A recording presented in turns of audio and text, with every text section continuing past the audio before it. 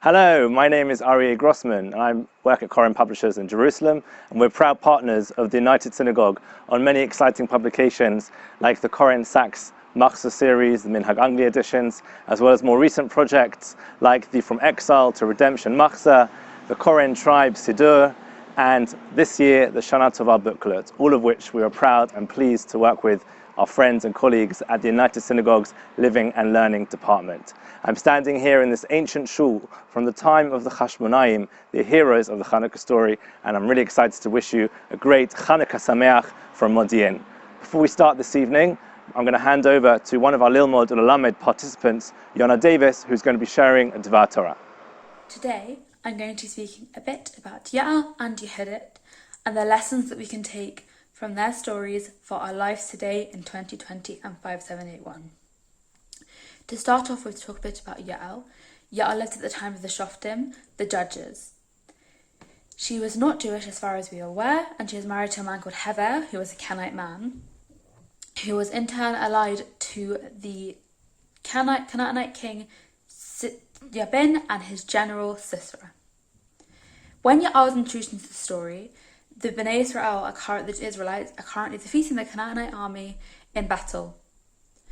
Sisera flees from the battle as he knows he has lost, and he flees to Yael's tent. Yael welcomes him in and offers him milk and covers him with a blanket. Whilst Sisera eventually falls asleep in the safety of Yael's tent, and whilst he is asleep, Yael takes a tent peg and drives it through his temple, killing him. Perek K, chapter 5 of Sefer Shoftim in the Book of Judges, retells the events of chapter 4, and it is called the Song of Dvar, and Dvar praises Yael for her actions in killing Sisera and saving the Jewish people as a result. Moving on to talk a bit about Yehudit. It's not exactly clear at what time period Yehudit lived, but the version of events I have always learned is that she lives at the time of the Greeks.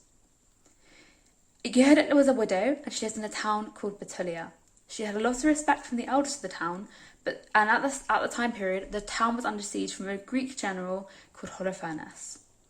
As the elders debated what to do to help to win the siege, Yehudit volunteered herself to go like Yael did and sacrifice herself in order to aid the people.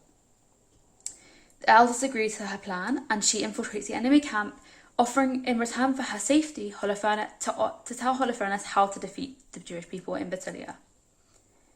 She tells him that the people of Betulia have a strong faith in God, but eventually the food supplies will run out, and that after they run out, the people of the city will have to eat non-kosher food, and it is at that point he should attack, as Hashem will turn away from the people.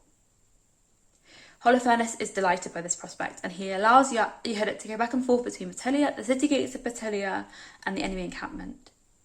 After a time, he asks Yehudit for an update, and Yehudit tells him, "You should attack tonight because the Jewish people are currently eating non-kosher meat and Hashem has turned away from them."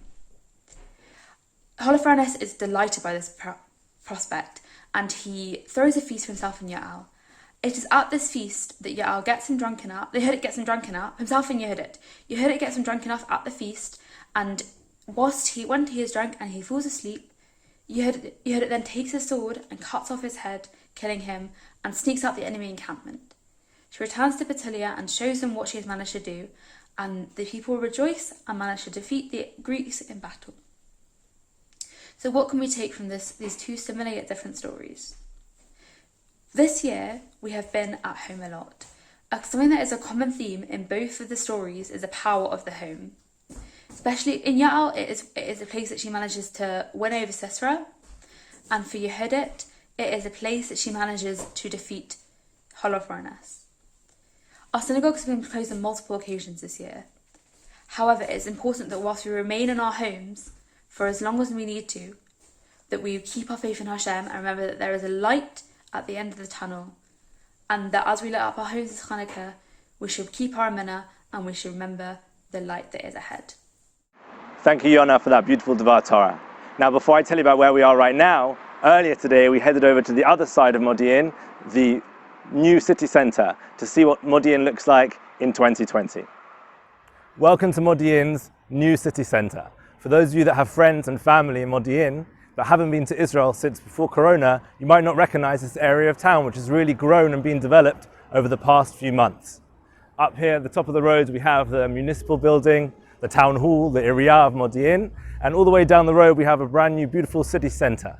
Now, unlike many towns in England, for example, that started with a commercial center and gradually the suburbs grew around that, Modi'in was the opposite. When it was first founded in the 1990s, first they built the suburbs all around, and then only now, almost 30 years later, have they started building a commercial city center, a high street going through the middle of Modi'in.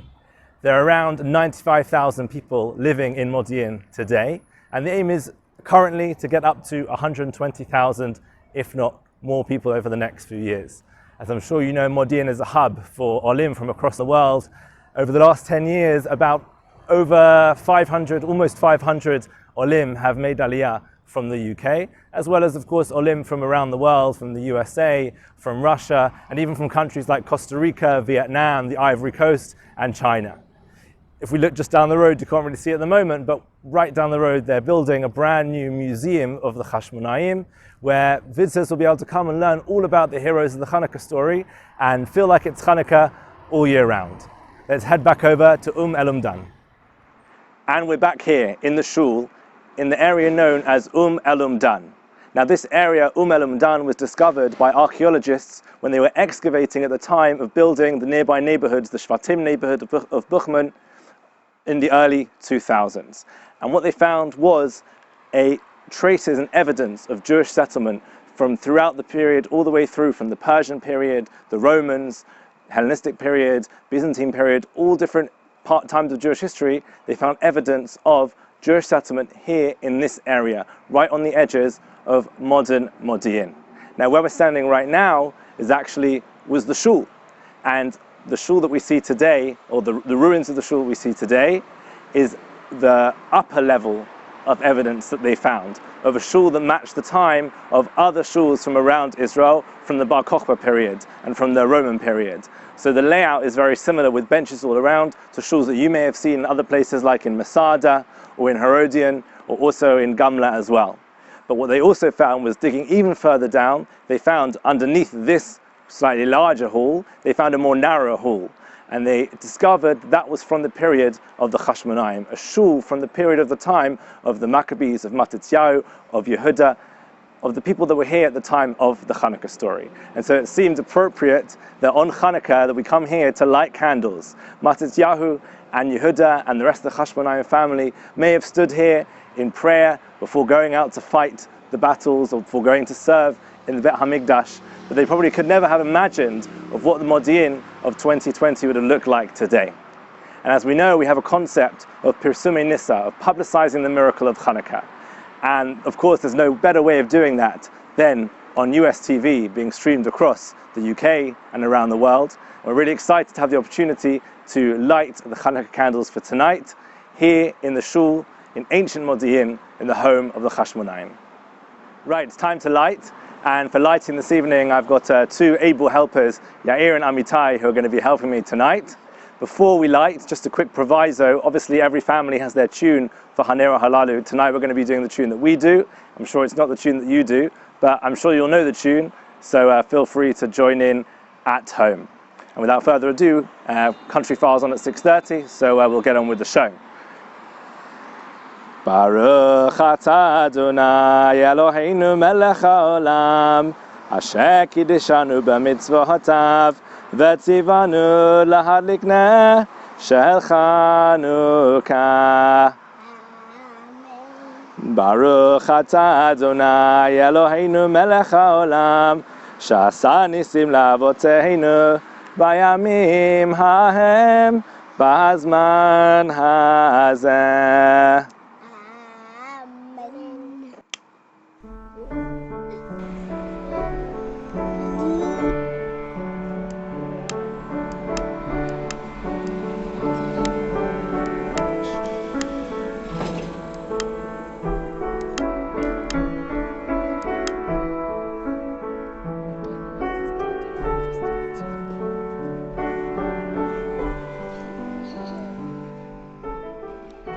Nai nai nai hanerot halalu anu madlikim al hanisim ve'al haniflaot ve'al hateshuot ve'al hamilchamot שעשית לאבותינו בימים ההם בזמן הזה על ידי כהניך הקדושים. עין עיני בכל 8 ימי חנוכה הנרות הללו קודש הם ואין לנו רשות להשתמש בהם אלא לראותם בלבד כדי להודות ולהלל לשמך הגדול על ניסיך ועל נפלאותיך ועל ישועתך.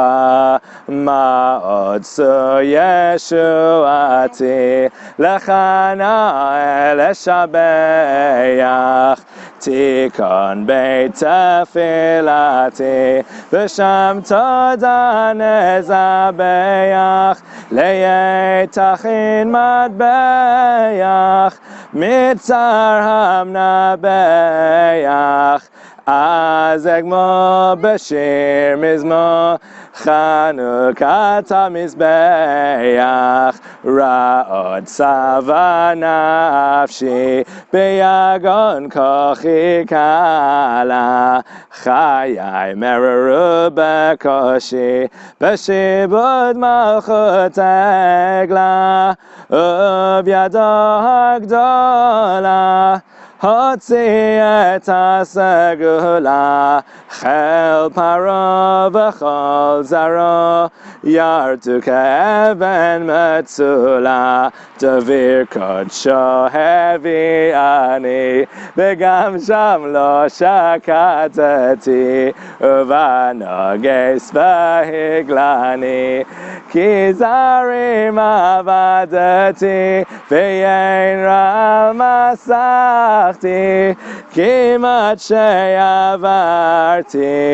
קיץ בבל זרובבל לקיץ 70 נושעתי קורת קומת בראש ביקש אגגי בן המדתה ונהייתו להפוך למוקש וגאוותו נשבעת ראש ימיני נישאת ואויב שמו מחית רוב בניו וקנייניו על העץ תעלית יוונים נקבצו עלי אזי בימי חשמנים ופרצו חומות מגדלי וטימו כל השמנים ומן הקנקנים נעשה נס לשושנים בני בינה ימי 8 קבו שיר עננים בני בינה ימי 8 קבו שיר עננים. From all of us at Koren Publishers and here in Modi'in, Chanukah Sameach. Have a great Chanukah.